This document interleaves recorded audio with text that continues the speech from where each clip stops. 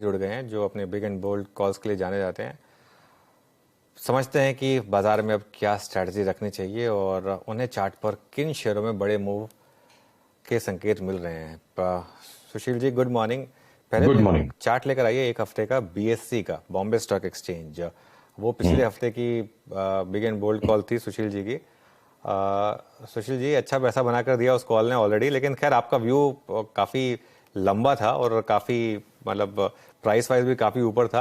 लेकिन पहले इसको रिविजिट कर लेते हैं, उसके बाद मैं आज की कॉल्स पर आता हूँ। मेरी आपके साथ स्क्रीन शेयर की सेटिंग थोड़ी सी बिगड़ गई है, तो इसलिए मैं चार्ट दिखाए बिना आपको कहता हूँ।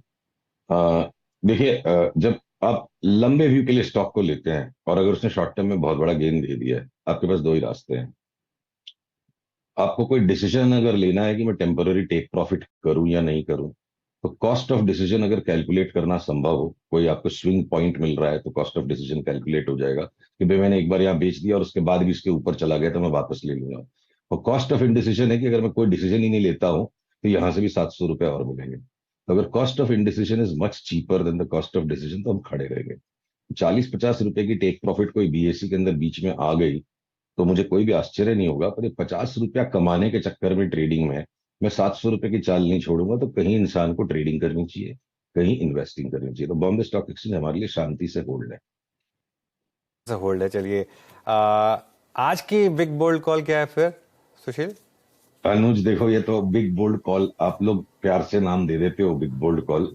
जब जैसे बाजार चौके मारने के मौके देगा तो मारना है, कभी 2 रन भी लेने पड़ेंगे। तो जितनी एक्सट्रीम लो वैल्यू वॉलेटिलिटी की हो चुकी है, वॉलेटिलिटी इंडेक्स इंडिया में और यूएसए में दोनों जगह, तो मुझे बहुत बड़ा भय लग रहा है इस वॉलेटिलिटी इंडेक्स को देख के, दोनों जगह इंडिया में और यूएसए में, कि हमारी वॉलेटिलिटी इंडेक्स जहां 16 के ऊपर गई तो मुझे लगता है बाजार में गदर मच जाएगा नीचे का। पर उसको हो सकता है 4-5-6-7-8-10 दिन लग सकते हैं। और सिमिलरली यूएसए की भी जो वॉलेटिलिटी इंडेक्स है वो एक्सट्रीमली हिस्टोरिक लोस पे है। चार्ट अभी नहीं दिखा पा रहा, पर आप एक मोटी सी बात समझ लो। वॉलेटिलिटी बेसिकली मेजरमेंट है नॉइज का। नॉइज का कोई ट्रेंड नहीं होता। नॉइज की एक मीन वैल्यू होती है, करीब करीब 17-18 पे हमारी मीन वैल्यू रहती है। यूएस मार्केट्स की 13-14 पे रहती है। हम बहुत ज्यादा निचले स्तर पे, तो इसमें mean reversion bound to happen है। और जब ये जाता है एक एक्सट्रीम पे तो दूसरे एक्सट्रीम की भी तरफ जाता है। तो मैं ये अनुमान लगा के चल रहा हूँ कि जितने भी बी ग्रुप ए ग्रुप जैसे भी जो तेजी चल रही है, कभी इंडेक्स से निकल गए, छोटे स्टॉक्स में घुस गए, 16 के ऊपर इंडिया विक्स जाते ही इसमें 32 तक का शूटअप आ सकता है। ऐसे पैटर्न्स हैं। तो ये आज की एक बिग कॉल से ज्यादा है कि बिग चेतावनी समझ के चलिए। उसको 5 दिन लगे, 7 दिन लगे, 8 लगे, मैं नहीं कह सकता। तो जब भी ऐसा हो तो मैं आपके दर्शकों के सामने उनके कटघरे में खड़े होकर कहने में मुझे बिल्कुल भी हिचक नहीं है कि 16 की विक्स के ऊपर अगर चला जाए बाजार, तो कोई भी तेजी को बहुत सोच समझ के कीजिएगा।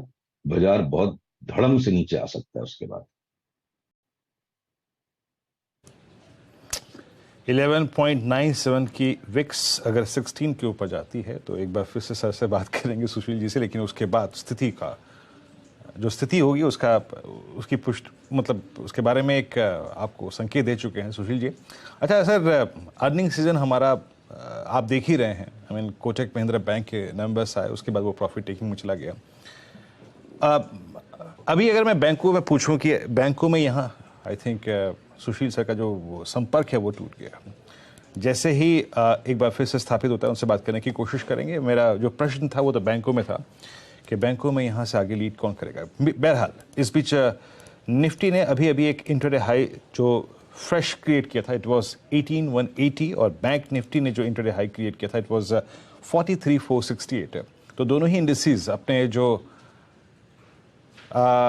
याद रखिएगा, अगर आप मंथली को भी देख लें और वीकली को भी देखें तो 18,200 की ही कॉल सबसे बड़ा ओआई होल्ड करती है, और उसके बाद कोई भी कॉल अगर कोई सब्सटेंशियल ओआई होल्ड करती है तो इट्स 18,500 और 43,500। तो दोनों ही इंडिसेस जो हैं वो कॉल के जोन के पास होके आए, और मारुति का वो जो स्विंग था वो और अच्छा होता हुआ। अच्छा सुशील सर फिर जुड़ चुके हैं। सर बीएससी की बात हुई अभी यहाँ पे और आपने विक्स का जिक्र किया। बैंक निफ्टी ने इस पूरे बाजार को लीड किया है, हालांकि वक्त बेवक्त प्रॉफिट बुकिंग भी आती रही।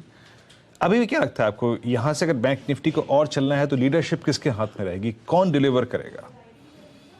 देखिए, आपके प्रश्न में आप मुझे पहले ही एक अजम्पशन करने के लिए बाध्य कर रहे थे कि अगर इसे और चलना है।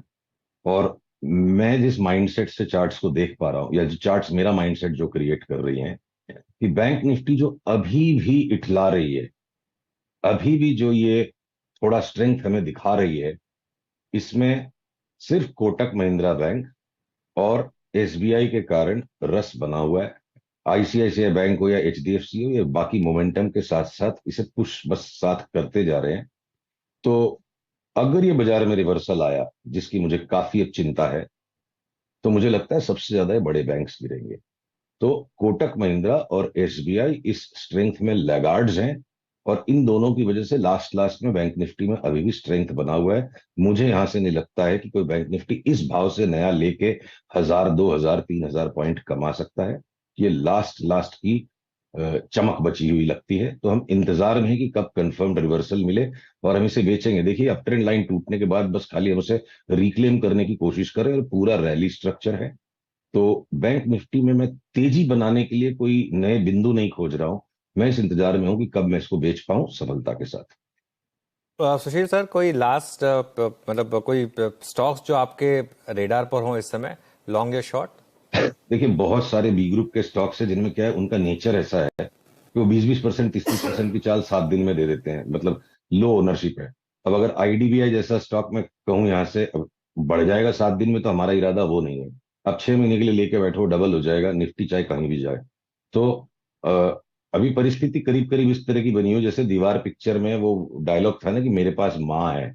या निफ्टी बैंक निफ्टी छूट भी गई तो हमारे पास ये आईडीबीआई जैसे, ये हमारे पास अवध शुगर और आंध्रा शुगर जैसे स्टॉक्स, ये जो है हमारे पास, तो निफ्टी की 1000 पॉइंट की खेल अपनी जगह पे है।